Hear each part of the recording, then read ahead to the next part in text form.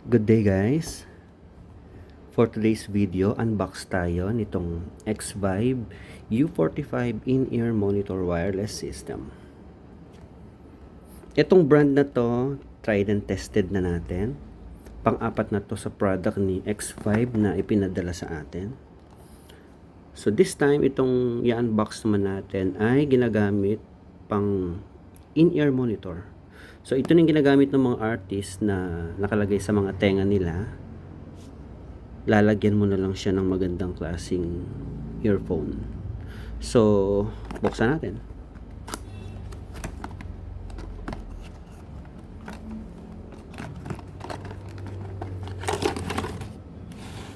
Actually binuksan ko na to kanina. Nakalimutang isara. Okay, so here's what's inside the box. Latag natin isa-isa. I guess, ano to? Pouch.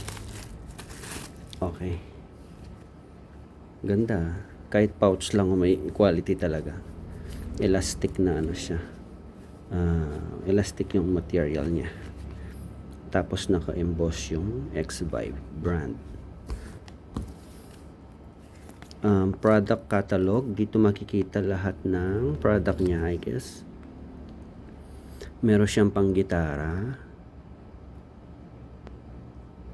May tuner siya. Yan, ang dami.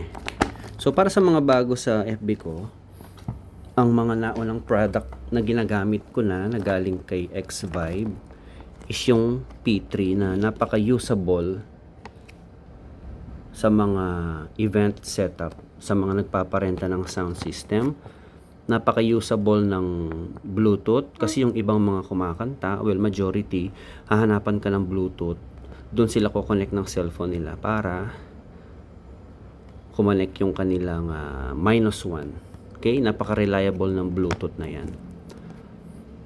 Next na product natin ni X-Vibe ay yung U35.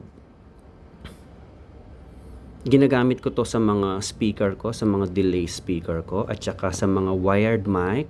Halimbawa, ang artist or ang band nyo is may prefer na wired mic, and then gusto nyo pa rin na naka-wireless, pwede nyo gamitin ito. Kukonect to sa dulo ng mic, tapos kukonect ito sa mixer. Pwede rin siya sa mixer to speaker.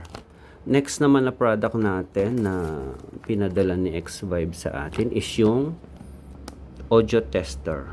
Audio and cable tester. Napaka-solid din yan. Okay. So ngayon, ang pinadala niya sa atin ay U45. American brand siya, pero itong video natin is Tagalog lang dahil intended naman ito for the Philippine market. Okay, sinabi ko na yun kay X-Vibe nung magkausap kami.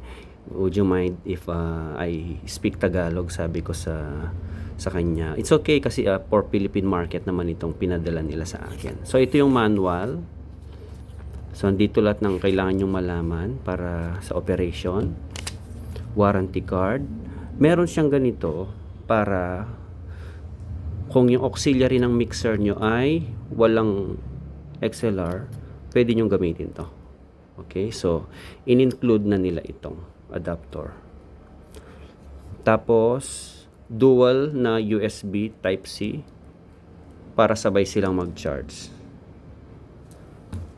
Yung pouch at yung main unit. Okay, so ito yung nasa belt pack ni artist, ni band, or ni host. Pwede i-clip mo lang siya. Napaka-solid niya, guys. Solid ng quality. Tapos yung screw na ginamit is Allen or Flower. Okay? Made in China. Yes, made in China, pero ito is American brand. Okay? Napakatibay. Pag once na hinawakan mo, makikita mo na, mafe-feel mo na quality talaga. No hype, pero ako once na hinawakan ko yung isang item na ganito, masasabi ko kagad na premium siya. Sa bigat pa lang at sa quality ng material, makinis, pino yung pagkakagawa. So, dito yung kanyang earphone, charging via USB, volume. Maganda yung feel ng kanyang volume knob. Tapos yung pag-scan ng channel to. Pinipindot siya. So, i-on natin. So, yun. So, meron kang selectable na 6 channel kung sakali mag-interfere siya sa ibang mga wireless nyo. On and off, clip. So, basically, yun lang ang makikita mo dito sa kanyang receiver.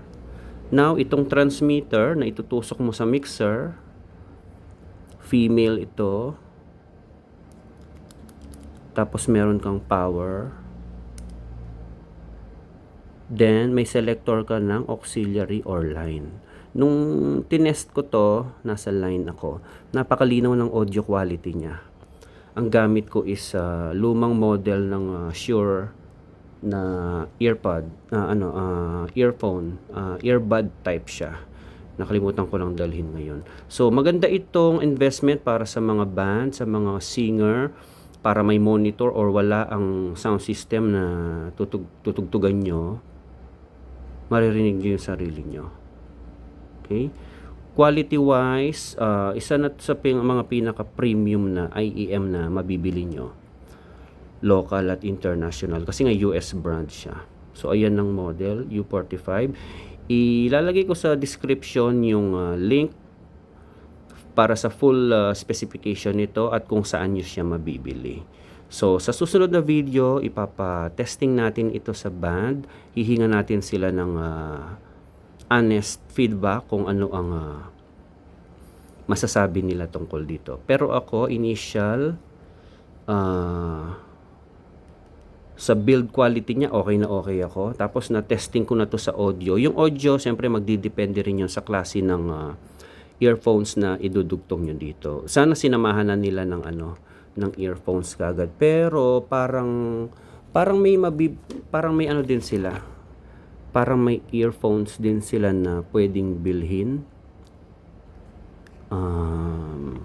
Anyway, malalaman natin yan, itatanong natin sa personnel ni X-Vibe kung ano ang recommended na nila dito, earphone. So, dito sa isang model, may kasama ng earphone sa picture. So, ito yung pinadala sa akin, U45. So, malamang yung U4T9 may kasama ng earphone. So, anyway, kung meron naman kayong earphone, kahit standard dyan na 3.5, pwede nyong gamitin dito. Okay? So, battery life, nasa 5 hours.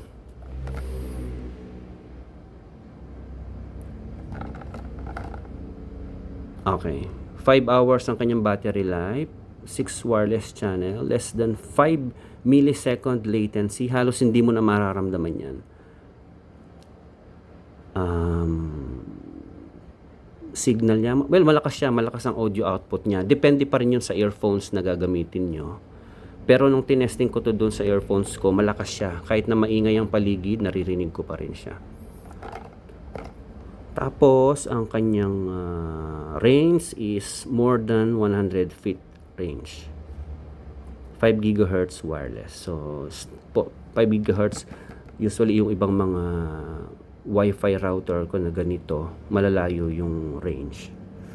Pagka nasa 5.8 GHz. So, I don't know, comment kayo kung tama ba. Pero usually pagka ganyan, maganda na ang kanyang signal. Kumbaga yung lakas nung wireless nilang dalawa, kahit medyo malayo, maganda-ganda na siya.